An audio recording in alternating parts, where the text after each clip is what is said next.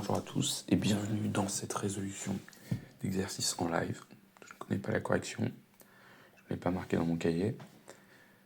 Mais en revanche, j'ai demandé à une IA de me pondre une correction. Je vais quand même essayer de faire des trucs de mon côté, sachant que j'ai ma petite fiche de révision sur les transistors sous les yeux. La première chose qu'on nous demande, c'est de calculer le coefficient d'amplification bêta du transistor. Première question. Alors là, de quelles informations on dispose? Alors, des fois, on aurait eu la courbe juste ici. Ça nous aurait bien d'avancer parce qu'on sait que IC égale bêta IB. Mais on va se démerder autrement.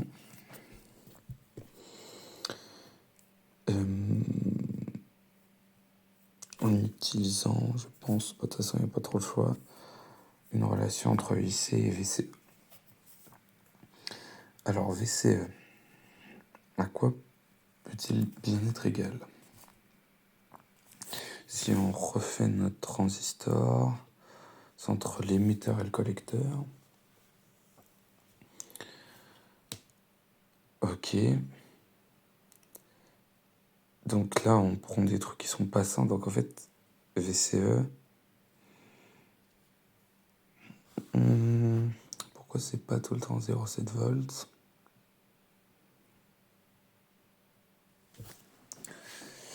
Alors là, c'est une question que je me pose. Alors, si je reprends le cours sous les yeux. Qu'est-ce qu'on nous a dit sur VCE? IC varie peu en fonction de VCE pour un courant de base IB fixé. Là, IB, il n'intervient pas du tout. Ah si. On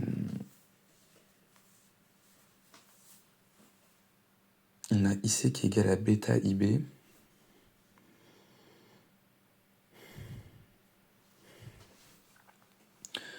Donc en fait, non, voilà. On n'a pas besoin de VCE. Je vais quand même le garder au cas où, mais en fait, ce qui est intéressant, c'est de voir que ici, IC vaut 40 mA, quand IB vaut 400 microampères. Alors, on va sortir la calculatrice.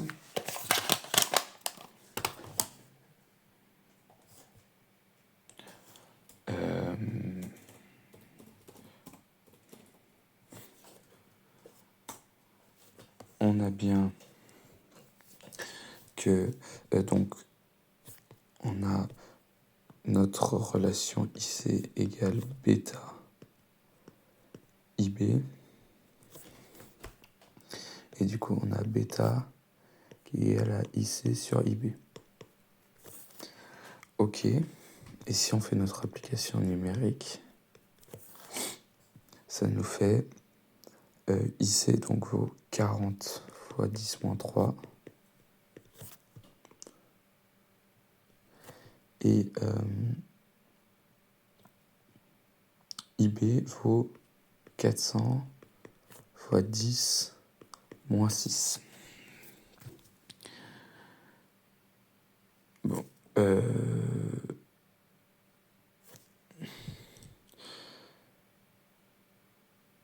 Déjà, on peut simplifier 2-3 trucs. On peut simplifier les 40, donc on se retrouve avec 10 puissance moins 3 sur du 40, enfin sur du 4 fois 10 puissance moins 6. Et ça, du coup, ça fait 1 fois 10 puissance moins 3 sur 4 fois 10 puissance moins 3 fois, là on les additionne, c'est bien 10 puissance moins 3, hop. On simplifie, Et du coup, ça fait 1 sur 4 fois 10 puissance moins 3. Donc, ça fait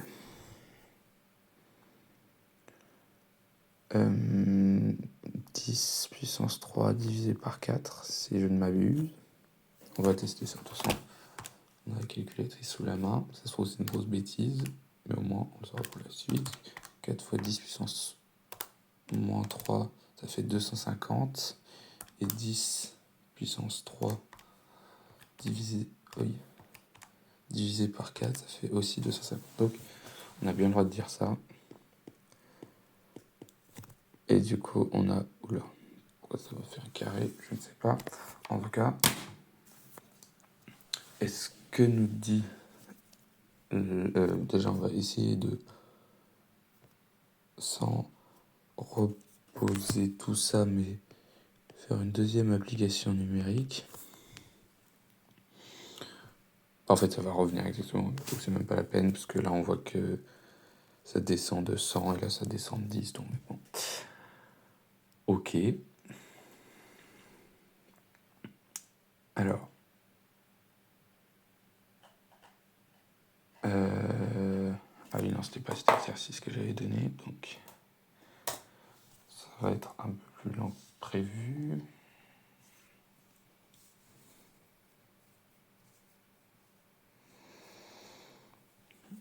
Qu'est-ce que j'avais marqué? C'est vrai que c'est pas logique que ça. Oui, oui, oui. Oui, oui, oui. Oui, mais non. Là, c'est 10. Donc, effectivement, c'est tout faux. Il n'y a pas d'application numéro 2, mais en revanche, la vraie application numérique, ça fait 40 fois 10 moins 3. Et là, ça fait 40 fois 10 moins 5. Du coup, ça fait... ça se barre.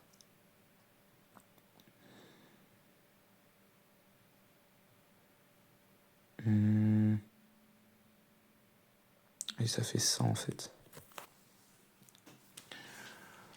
Bon, ouais. Ça fait 100. L'intelligence artificielle a même vérifié avec une deuxième valeur. Deuxième question. Tracer la caractéristique IB égale IC. Bon, en fait, c'était ce que j'avais marqué là. Tac. Et du coup, ben, si on prend, je sais pas, la boulette 10. Ah oui, non. Là, il faut prendre... Enfin, par exemple, si on prend 10 là...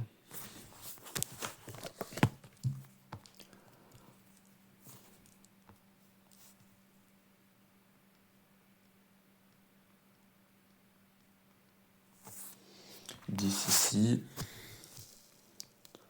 sachant que notre bêta, il vaut 0, et il vaut 100, donc ça fait IC égale bêta IB, donc IB égale IC sur bêta, donc ça fait 10 divisé par 100,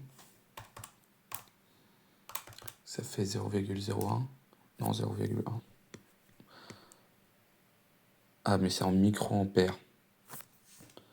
Parce que l'autre là-haut, il est... donc c'est 10 fois 10 moins 3. Oui. Oh. Non.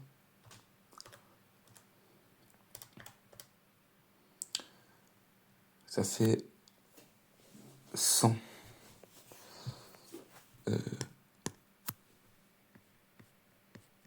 100 microampères parce que ça fait 1 fois 10 moins 4.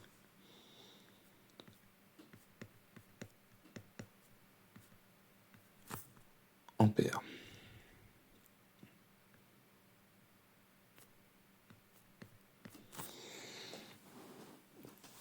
Ok, à partir de là, on trace notre droite qui passe. Ah, non, je sais comment je vais faire. Utilisons les bienfaits de la technologie.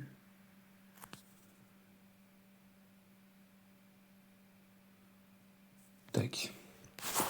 Et là, on a une vraie droite. Bon. Que nous dit... Donc elle dit, voilà. L'IA nous dit, si IB égale 100 microampères, alors 100 microampères, ça fait IC égale 10 milliampères. Donc c'est ce qu'on a fait. Pour la suite, on va... je reprends... Hop. En considérant la jonction base émetteur bloquée pour VBE inférieur à 0,7 volts et passante pour VBE supérieur à 0,7 volts, tracer la caractéristique IB en fonction de FVBE. Je vais effacer ça pour qu'on ait un peu de place. En considérant la jonction base émetteur bloquée pour VBE inférieur à 0.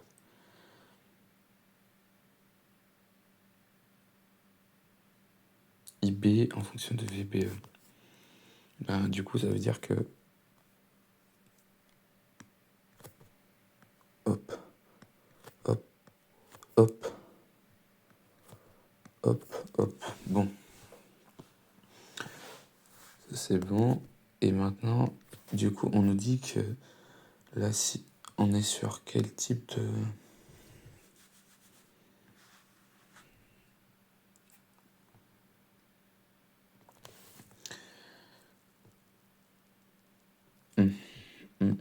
Alors, là, si on considère que base, émetteur, collecteur. Collecteur, on s'en fout. VBE. Tac. La question est, est-ce que la diode, elle va comme ça ou elle va comme ça? Grande question, grande question.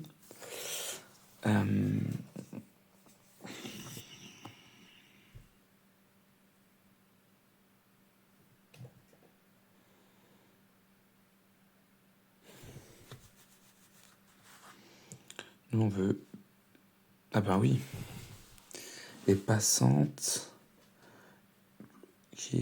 On considère la jonction base émetteur bloquée pour VBE inférieur à 0,7 volts et passante pour VBE supérieur à 0,7 volts.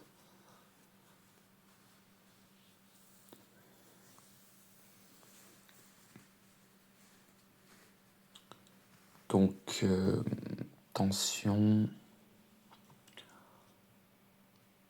Tension, c'est un fil.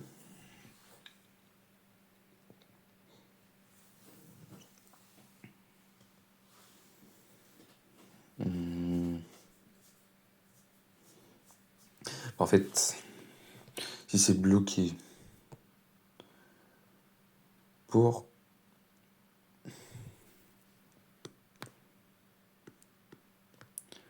VBE inférieur à 0,7.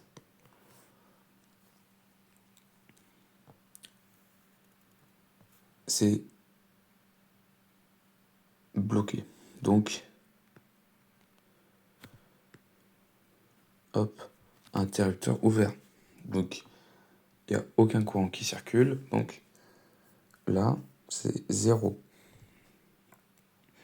En fonction de VBE. Du coup, là, il faut qu'on retourne un peu notre feuille. Et nous, on s'intéresse à ce qui se passe ici. Et donc là, ça vaut 0 en fait. Ça vaut 0 tout ici, là.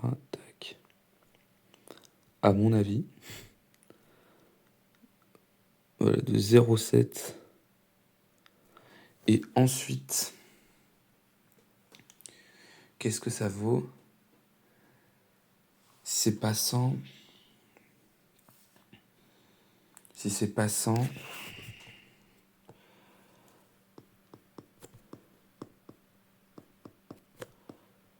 0 ampère.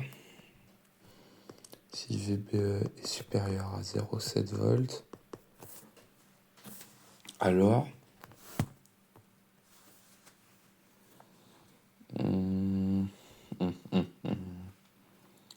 IC, IB, comment on va le déterminer?